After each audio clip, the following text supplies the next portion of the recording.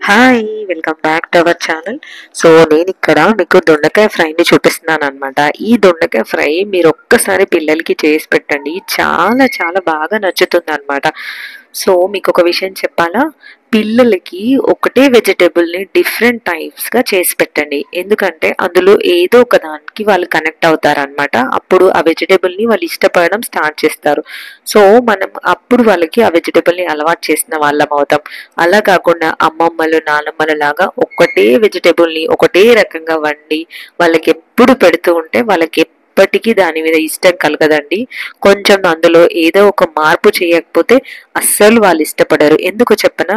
ఎందుకంటే బయట వాళ్ళ కోసం different type of foods, different type of కలర్స్‌లో, డిఫరెంట్ టైప్ ఆఫ్ ప్రిజర్వేటివ్స్‌తో, డిఫరెంట్ షేప్‌లో బయట దొరుకుతూ ఉన్నాయి గదా! మనకు తెలుసు కదా! సో, వాటిని వాళ్ళు ఇష్టపడతారు. ఇంట్లో చేసేవి వీళ్ళకి అస్సలు రుచించవనమాట. అందుకని అమ్మలుగా మనము ఫుడ్ మెథడ్స్‌ని మార్చుకోవాలనమాట. కటింగ్‌లో గానీ, చేసే పద్ధతిలో గానీ కొంచెం మార్పు తెచ్చుకుంటే మన పిల్లలు కొంచెం వెజిటబుల్‌ని తినడం అలవాటు పడతారనమాట. 99.9% పిల్లలు చికెన్‌నే ఎక్కువగా ఇష్టపడుతున్నారు. వెజిటబుల్స్‌ని అస్సలు ఇష్టపడట్లేదు. సో, అలా కాకుండా ఉండాలంటే కొంచెము మీరు మొత్తం మాస్టర్ షెఫ్‌లా మారిపోవాల్సిన పని లేదండి. కొంచెం చేసే విధానంలో వాళ్ళకెలా నచ్చుతుందో మీకు తెలిస్తే సో, అలా చేయడం మనకు చాలా ఈజీ అవుతుంది. దాని మీద కొంచెం మనం కాన్సంట్రేషన్ పెట్టినట్లయితే హెల్తీ ఫుడ్ హ్యాబిట్స్ మన పిల్లలకు అలవాటు చేసినం అవుతాము. మన జనరేషన్ కాకుండా మన పిల్లలైతే వెజిటబుల్స్‌ని అస్సలు ఇష్టపడట్లేరు గదా! కొంచెము మీరు కాన్సంట్రేషన్ చేసి పెట్టండి. తప్పకుండా ఇష్టపడతారు. సో, సింపుల్ మెథడ్స్‌ని కూడా ఇప్పుడు మార్కెట్‌లో మనకి ఈజీగా అవైలబుల్‌గా ఉంటున్నాయి. సింపుల్‌గా అయిపోవాలి, టేస్టీగా ఉండాలి. అలాంటివి కూడా మీరు నేర్చుకుంటే బావుంటుందనమాట. మీరే కాదు మనమందరం మన మదర్స్ నేర్చుకుంటే మన పిల్లలు వెజిటబుల్స్ తిని హ్యాపీగా, హెల్తీగా ఉంటే మనకే కదా!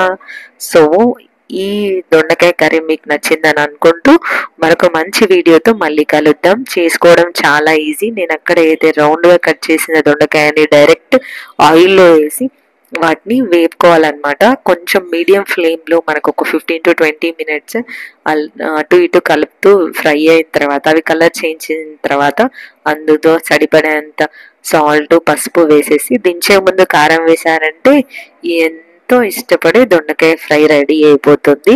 సో, చేసుకోవడం ఎంత ఈజీగా ఉంది గదా! సో, మీరు కూడా తప్పకుండా మీ ఇంట్లో ట్రై చేసి మీ పిల్లలు తిన్నారా లేదా అనేది కింద కామెంట్ సెక్షన్‌లో కామెంట్ చేయండి. సో, వీడియో గనుక నచ్చితే తప్పకుండా లైక్ చేయండి, షేర్ చేయండి. ఒక్క నిమిషం. ఈ కర్రీ ముఖ్యంగా రైస్, చపాతీ, రోటీ ఎందులోకైనా చాలా చాలా బావుంటుంది. సో, ఉట్టిగా నోట్లో వేసుకున్నా కూడా చాలా ఈజీగా కరిగిపోతుందనమాట. ఇది చిన్నప్పుడు నా ఫేవరెట్ ఉండేదనమాట. సో, మమ్మీ నాకెప్పుడూ చేసి పెడుతూ ఉండేది. అందుకని నాకు చాలా ఫేవరెట్ అయిపోయింది. నేను కూడా మా పాపకి ఎప్పుడు కావాలంటే అప్పుడు ఈజీగా చేసి పెడుతూ ఉంటాను. బట్ పెద్ద మొత్తంలో చేయడం కొంచెం కష్టమవుతది.